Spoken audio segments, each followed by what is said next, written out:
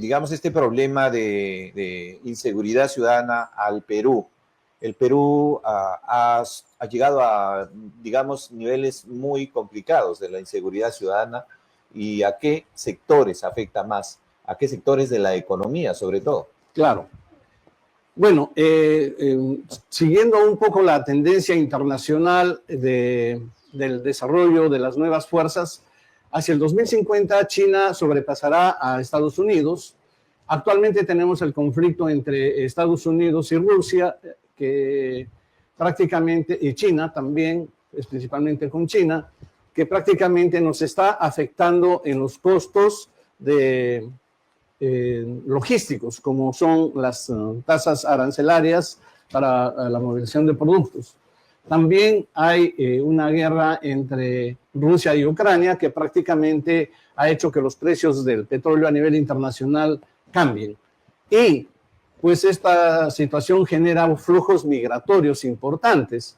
En el caso de algunos países más cercanos, como en América Latina, tenemos, por ejemplo, el problema de los venezolanos que han migrado a Colombia y Perú principalmente. Tenemos más de 1 millón de venezolanos ilegales en Perú y que prácticamente al no encontrar trabajo, algunos de ellos son delincuentes o han caído en delincuencia y no tenemos las normas para expulsarlos rápidamente, ya que nuestro sistema jurídico no estaba programado para un problema de este nivel.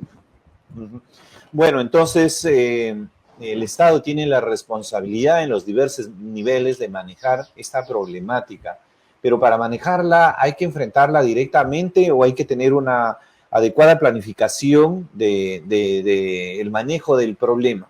¿Cómo es que planifica el Perú? ¿Quiénes son los que se encargan? ¿Qué hace el Ministerio del Interior? ¿Cómo aborda el tema y qué se requiere? También tenemos que el Acuerdo Nacional establece, por ejemplo, 4 ejes. En el objetivo 1, democracia y Estado de Derecho, habla de la erradicación de la violencia y el fortalecimiento del civismo y la seguridad ciudadana. Y en la política 9, política de seguridad nacional.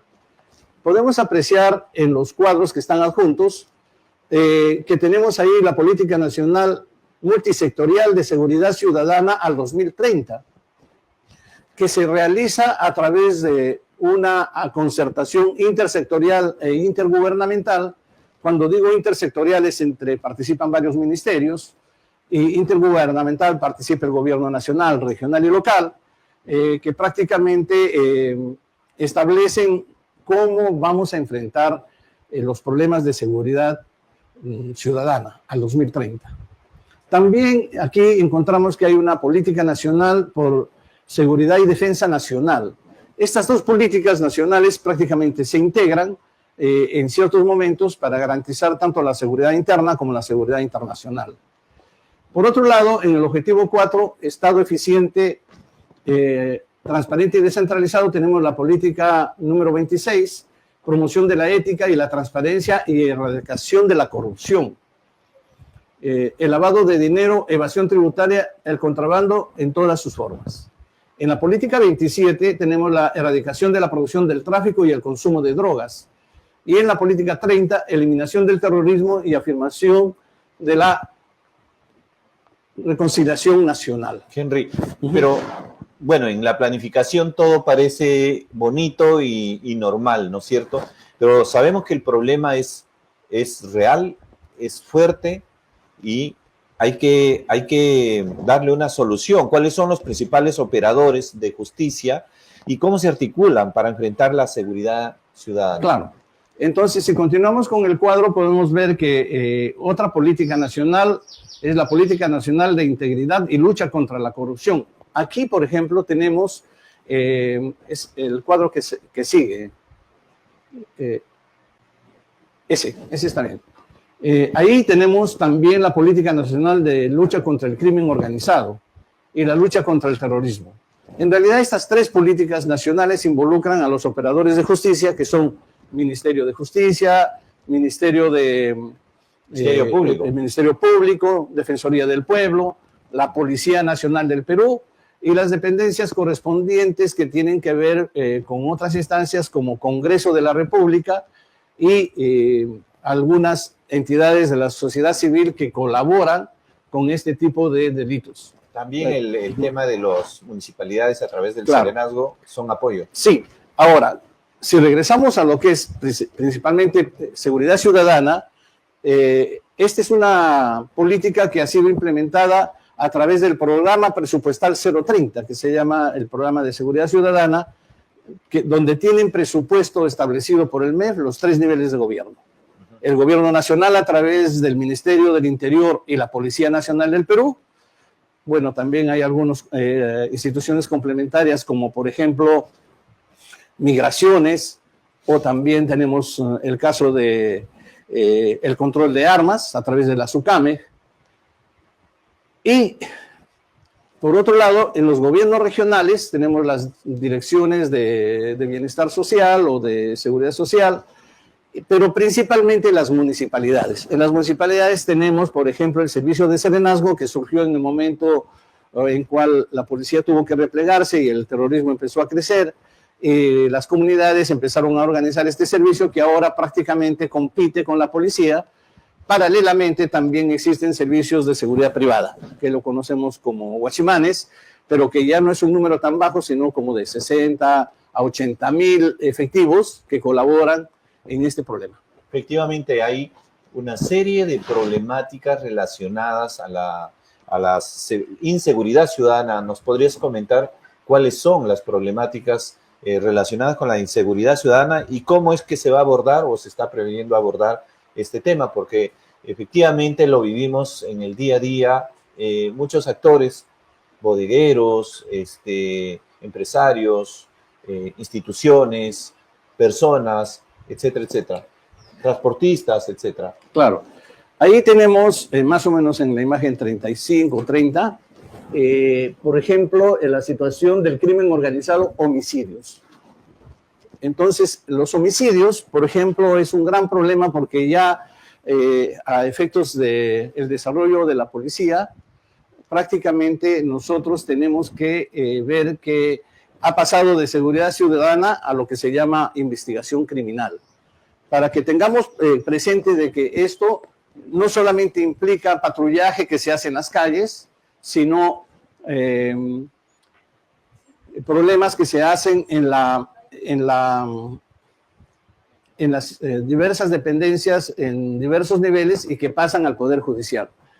Como podemos apreciar, o bueno, si no lo pueden apreciar, leeré, hemos pasado de 3.012 homicidios en 2018 a 4.900 homicidios en 2023, siendo las regiones de Lima, La Libertad y Piura las que tienen mayor incidencia. Entonces podemos ver cómo está avanzando, ahí se nota claramente en el gráfico, el crecimiento el problema nos está ganando en ese ángulo de homicidios, claro, ¿no es cierto? Como país está creciendo, quiere decir que la política no está siendo efectiva, de alguna manera está creciendo. Habría que explicar por qué razones, correcto, a pesar de que hay presupuesto, hay recursos, no está teniendo algún resultado ahí. Bueno, que no hay resultados mucho de la política, diría que uno de los factores es por la falta o por el reducido presupuesto que se les asigna. Por ejemplo, en la siguiente podemos ver el caso del feminicidio, que también está creciendo. No es un problema tan álgido igual que los homicidios en general. Ha pasado del 84 en 2015 a 146 en 2023, pero sí es un problema fundamental que tiene mucha relevancia periodística. El otro tema fundamental es la corrupción. Pero sí, en los feminicidios, inclusive tenemos un Ministerio de la Mujer que tiene políticas, tiene prevención. ¿Cuál es el trabajo? El problema nos está ganando. Ese es el mensaje con las estadísticas, Henry. Correcto.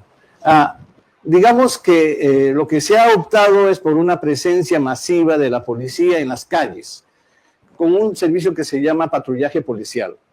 Pero eso no necesariamente se concentra en los lugares donde ocurren los homicidios. Por ejemplo, ahorita tenemos el principal problema es el sicariato. Entonces es muy difícil controlar el sicariato porque aparte de que las personas cuando son empezadas a extorsionar no denuncian de miedo, después cuando ya vienen las sanciones prácticamente es un poco tarde. Por eso es que pedimos que se debe tener confianza en las autoridades y también hay que tener mecanismos de autoorganización. Y el Perú es muy rico en eso, mira, José.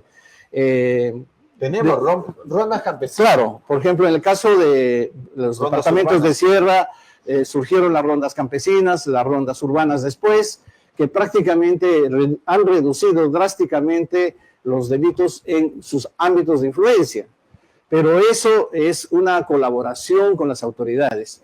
Lo que tenemos que hacer es, a veces también nos hemos encontrado con el caso que de 40 o un número alto de delitos, la gente no quiere denunciar. Por dos razones. Uno, porque piensa que no va a hacer nada las instituciones de justicia o la policía. Y en segundo lugar, porque piensa que no vamos a obtener justicia oportuna, ¿no? O que va a costar mucho. Pero por temor también que le pueda pasar algo a ellos. Sí, eso, ¿no? Es lo que digo. Una ¿no? de las principales amenazas es claro, que no denuncien, ¿no? Pero exactamente ahí es donde surge el poder de la delincuencia. Es decir, si nosotros como ciudadanos nos dejamos arrinconar por lo que hacen los delincuentes, lógicamente no va a poder desarrollarse adecuadamente una buena estrategia para actuar en forma oportuna. Se ha dado el caso, pues, de que hay muchas veces que van a denunciar a las comisarías y cuando no ha habido, digamos, una agresión tan fuerte, se desechan, quizás por el número alto de denuncias y la poca facilidad que tiene la policía para investigar simultáneamente todas ellas. Y después de 3, 4 veces resulta que se llega a un delito mayor. Entonces, las tareas preventivas son fundamentales a desarrollar en esta situación actual. Eso sería un buen mecanismo para prevenir los delitos. Muy bien, en la problemática en general, normas descoordinadas, administrativas y operativas, trabajo lento de los operadores de justicia, mínimo control a los migrantes, cárceles como escuelas de crimen, reducido presupuesto, especialmente en inversiones. Esto realmente complica el panorama de la seguridad. Esos son los principales problemas que tenemos actualmente sobre la inseguridad ciudadana y la lucha contra el crimen organizado.